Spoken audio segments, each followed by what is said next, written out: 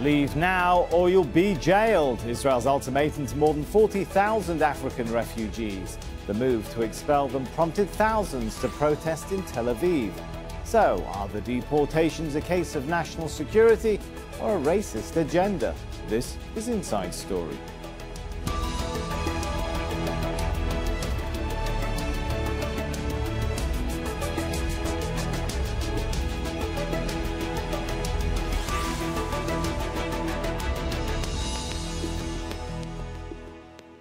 Hello and welcome to the show. I'm Sami Zaidan. Israel has until Monday to provide further details of a controversial plan to expel thousands of African refugees, mostly Eritrean and Sudanese, to a third African country. The Supreme Court set the deadline earlier this month, suspending the deportations meantime. On Saturday, more than 20,000 people took to the streets of Tel Aviv to protest against the mass expulsions. The United Nations has also criticized Israel for its hardline approach. Prime Minister Benjamin Netanyahu has said the flood of migrants was worse than, quote, attacks by cyanide terrorists. The refugees are being offered $3,500 and a plane ticket to leave the country, or they face being locked up indefinitely. Find a solution that will take the refugees inside Israel and gives refuge to everyone that needs it. Israeli government is doing nothing, okay? They took these people in, they throw them out in South Tel Aviv, they don't give them work permits, they don't give them any medical help, any educational help. I think it's a shame. It's a shame.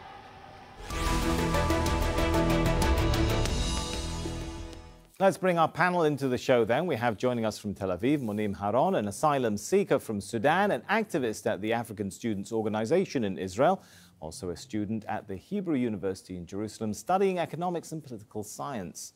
From Jerusalem on Skype, Gil Hoffman, a Knesset insider and chief political correspondent at the Jerusalem Post. Also from Tel Aviv, Asaf Weitzen, a human rights lawyer and one of the petitioners in the historic Supreme Court case challenging Israel's anti-infiltration law. Welcome to you all. If I could start then perhaps with Monim. What happens then, March 26, Monday, the deadline expires for the government to respond to the petitions against deportations. What happens then? Hi, thank you for having me. So, there's only two choices. Either the asylum seekers has to choose to go to indefinite jail or to be deported to a third country.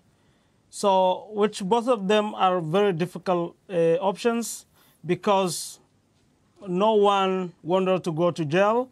And the second option is the third country. The problem is with those countries is that they deny to have such an agreement with Israel to receive African asylum seekers. And we already know the consequences of those who have been deported or those who have been chosen to go to those countries. They had to flee again to seek for a safe countries. So are you personally worried, Monim, about your own fate and what might happen come Monday? I'm personally not, but as a person who fights for his own people, yes, I'm so worried because there is thousands of Sudanese and Eritrean refugees who could face these two options. And that's really painful for me. Okay, let's take the question perhaps to Asaf. Is there really no other third alternative? Monim said that people might be facing on Monday either the choice between a deportation or jail. Is there no chance perhaps that this can end in a different way? Well, we certainly hope so. Otherwise, there wouldn't be the protest we've seen yesterday and the public outrage against this very bad policy and racist policy. But before the jail and the deportation to the third country, what will happen is that thousands of people will lose their visa. People have to renew their visa every 2 months or 4 months, and now they will not be able to renew the visa because they're supposed to leave to Rwanda, which is so-called the third secret country Israel has agreement with. And if they will refuse to go, because Rwanda is not safe for them, because Rwanda doesn't recognize having any agreement with Israel and not giving them any rights, they may face the loss of their visa, not being able to renew it, and then not being able to work and maintain themselves. And this is sadly another option that is on the table. But we certainly hope, I hope, Munim hope, that we will be able to stop this ridiculous, ignorant, foolish policy. Well, how do you hope you'll be able to stop it then? Are you putting your faith in public pressure and action, or in the courts intervening to stop this policy? Everything is connected. We have another option, by the way. If Rwanda will say no, if Rwanda will say we are not accepting people from detention facilities, we refuse to cooperate with policy that hurts our brothers, the African asylum seekers in Israel, this would put an end to this detention and deportation policy. So we beg, we plead to Rwanda not to cooperate with the detention and deportation policy Israel is having. This is one option. The other option is that the public pressure, the international pressure, the international community, and the public pressure here in Israel will make a change, because I think we started to see a shift. We started to see people like Deri, the Minister of Interior, and Netanyahu saying maybe that kids will not be deported at the first stage, and people who came to Israel as minors and grew up in the studied in the education system here will not be deported as well. And more groups, hopefully, are protected for the time being from the deportation. But we'll have to keep pressing. We'll have to put pressure with the international community, with the public opinion, and also with the courts. Yes, because what Israel is doing is against international law.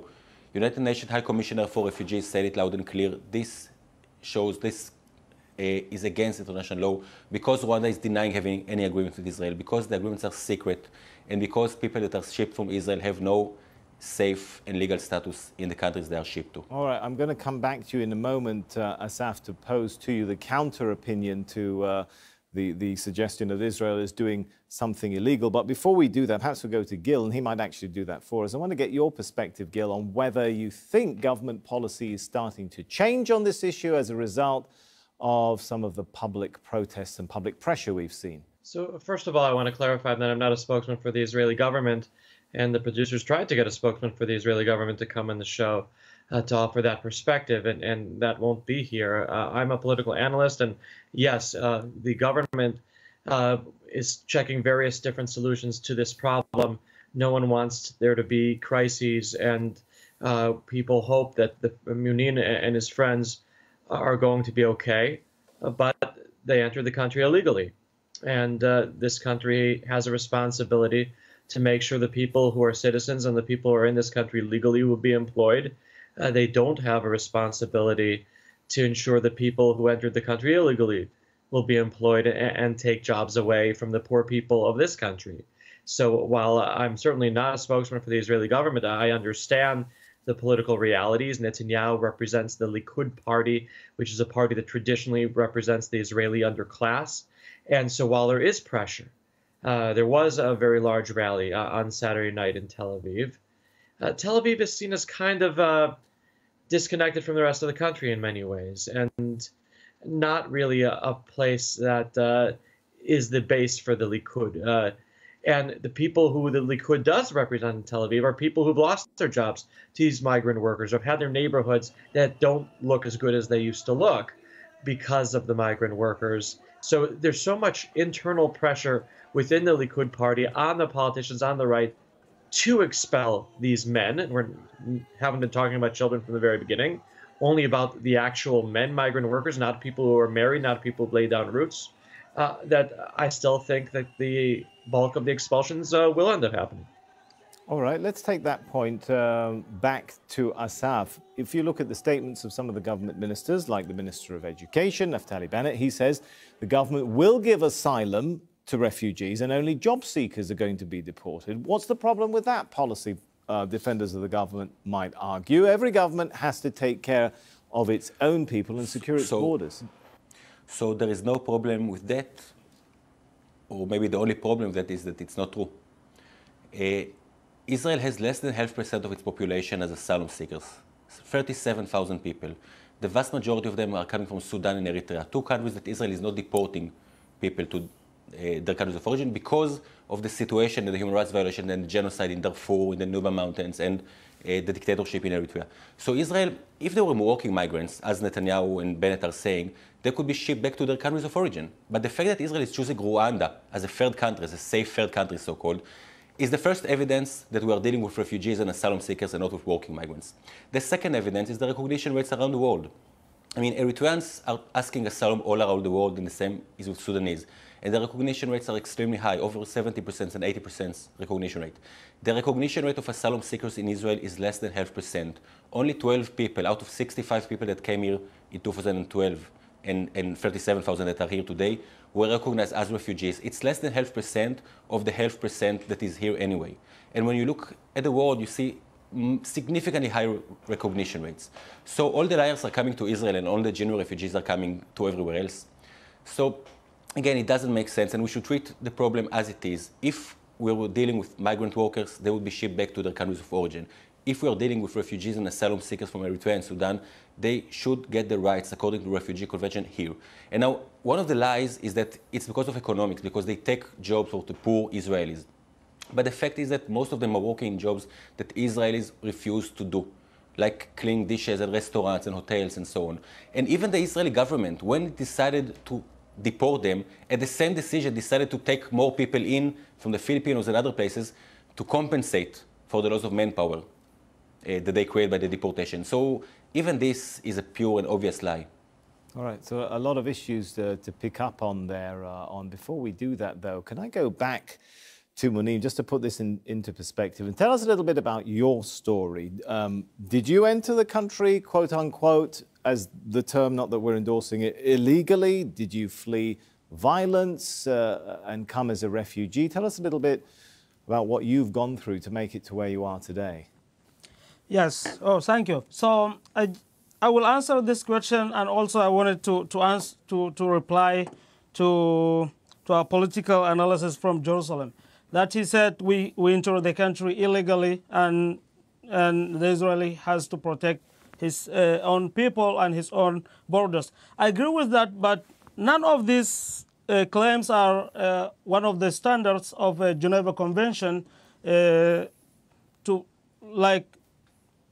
No refugee has to be legally, then you will get protection, because once you are fleeing your country, you are just looking to a safe place, and you are not even thinking to have documents or papers. So I would like to say, like, first of all, my own story. I survived. Like, it was really a miracle that I survived when the Janjaweed militia attacked our village. That time I was 12 years old. This was the first time, just because I was belong to a certain ethnic group in Darfur. After then, when I got accepted to the university, I became to be a political activist against the radical Islamist government in Sudan. And my life was really in danger. Actually, they wanted to arrest me. They arrested many of my friends, including my brother. And that's the reason I fled my country. And okay, allow me to present to you, Munim, perhaps the opposing argument that some might say, well, you went through a horrible experience, but you were able in the end to be processed through the Israeli system and to stay in the country. Is the system not working? Are we over-exaggerating and hyping up the issue of deportations? If people who do have legitimate reasons to be in the country, like yourself, can be allowed to stay? What do you say to that? Actually, the claim of the government is that all of us are not refugees and all of us are not asylum seekers.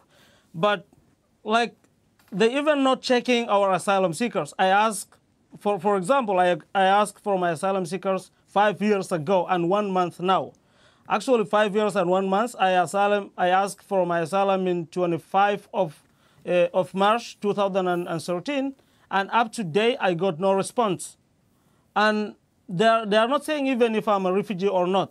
So, you know, it's a bit ridiculous to say that no one is an asylum seeker or no one is a refugee once you are not answering their asylum request. So, okay, let me get the perspective of Gil, who I point out is not a government spokesperson. We know that, Gil, but just to get your perspective, because you do have a slightly different one perhaps than some of the other panelists on the show. Doesn't it come down to this issue of whether the government is just simply labeling too many people as job seekers, regardless of their situation? So, Sammy, Israel's notorious for its bureaucracy, and it's unacceptable. It doesn't only affect migrant workers or asylum seekers, it affects everyone in this country, and we all suffer from it. This is just one example of it. And yes, there's a process where the people are asking to be labeled refugees if they are, and go through the legal procedures, and that's going very slowly. And so these protests, if they have any impact at all, could perhaps have an impact on making sure that that process will be expedited. But you don't see, Because Gil, anyway, for example, that there's a particular people targeting of people who come from the African continent compared to people of European descent or come from other parts of the world who also may have, shall we say, visa issues. You don't see that there's a particular targeting. I mean, just to give an example, the figures from the UNHCR, according to a November 17th statement, 2017, said, quote, there are some 27,500 Eritreans, 7,800 Sudanese in Israel. And since Israel took over refugee status determination in 2009, only 8 Eritreans and 2 Sudanese have been recognized as refugees by the authorities. The statement went on to remind Israel that it's a party to the 1951 Refugee Convention. Is there not an element of targeting, perhaps, however bad the bureaucracy is? Some people seem to be suffering from it worse than others? Wow, Sammy, those numbers are terrible, and I myself have asked questions about those numbers to the politicians in order to get answers. And what they've told me is that the numbers with the Georgians and the Ukrainians are quite similar. That you've got 20,000 Georgians and Ukrainians that over the last couple of years have been expelled from this country, and they're as white as snow. So it's not an issue of race, and people who say it's an issue of race are just trying to hurt Israel. Okay, it's not an issue of race. I'm wondering, Asaf, though, when perhaps government officials, senior religious officials make statements, as the Prime Minister did, comparing or saying that a flood of illegal migrants from Africa was worse than attacks by Sinai terrorists, or the Sephardic chief Rabbi Yitzhak Yosef stoking controversy when he referred to black people as monkeys. Does that add up in the public psyche to create a very different environment for asylum seekers from the African continent? So I think that in this regard, Israel is similar, sadly similar to other countries.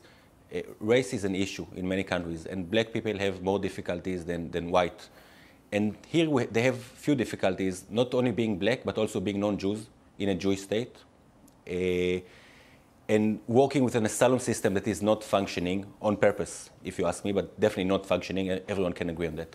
So the combination of not being able to ask asylum and get a response in a reasonable time and be recognized as a refugee as any other place in the world, being black, so you can easily identify them and they can be identified, what creates this political tension, because we have triple the amount of African asylum seekers that are just illegal, undocumented working migrants and that extended their visa and stayed overdue their visa, but nobody is talking about them in the media and nobody is making a big deal out of it.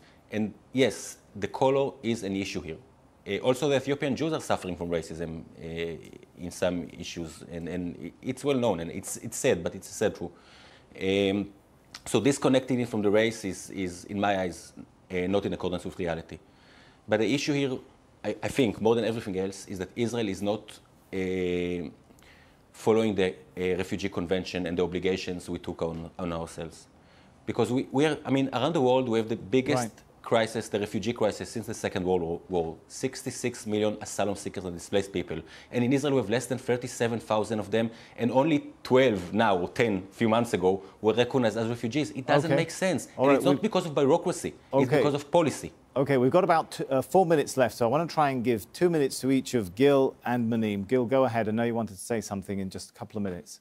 Sure. I mean, you brought up extreme things on one side. The extreme on the other side are the people who are at the rally. There was a Holocaust survivor who was comparing what the people have been through, the migrant workers, to the Holocaust. And, you know, that's just an extreme way of getting their point across. And I don't think either side is particularly helpful in persuading the masses when you make these kind of extreme arguments. I think that it's much more persuasive when you have Munin and people like him explain their side, and then you have people on the other side, like Ethiopian immigrants to this country, who say, I've lost my job because I was only willing to work for minimum wage. I was only willing to work 8, 9 hours a day. These are people who are willing to work 16, 17, 18 hours a day for half of minimum wage, and it's just not fair. And point to other countries that have taken much more extreme steps, countries in Europe, Donald Trump and what he's doing, who we definitely don't want to be compared to. In Israel, Brexit, Britain, for a number of reasons, including the refugee issue, is leaving the European Union. They're taking far more extreme steps. Israel's choosing between peoples and handling the situation the best way possible, as hard as it is. Okay, the best way possible, Israel is handling the situation. I'm curious to get your take on that, Munim. Do you feel particularly demonized, and some of the people that you speak to, because they come from the African continent or of African descent? Yes, actually, this is true, but I would like to say, like, we've fled such atrocities like genocide and ethnic cleansing in Sudan, where the government of Sudan is killing innocent civilians without no reasons, just because they are African origins. And for me, I can't compare what Israel is doing and what our government is doing back there. But again, I would like to say, like, Israel is a democratic country, a modern country, and they really can protect us until we will be able to go back to our countries. And I would like to say, like, we saw actually the policies of the government towards us, which are really unfair. And the only hope that we have as African asylum seekers in Israel is the Israeli public. Because for me, there is a huge difference between the government policies and the Israeli citizens. They are actually non-racist. I mean, the Israeli public, they are amazing people.